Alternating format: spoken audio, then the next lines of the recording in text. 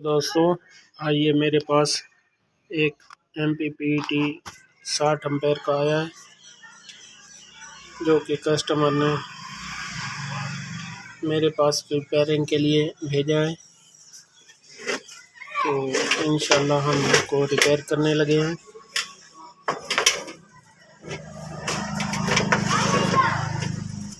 इसका मेन्यू मैं आपको चेक कराता हूँ।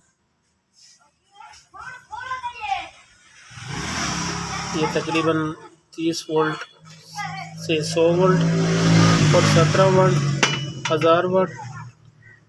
ये तकरीबन 60 वोल्ट में 24 यानी कि 12 और 24 दोनों में है और DC आउटपुट भी है।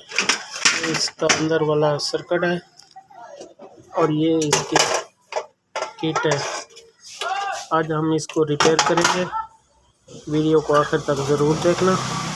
वीडियो थोड़ी सी लंबी ना हो, इसी वजह से मैंने इसको पहले से ही खोल लिया है।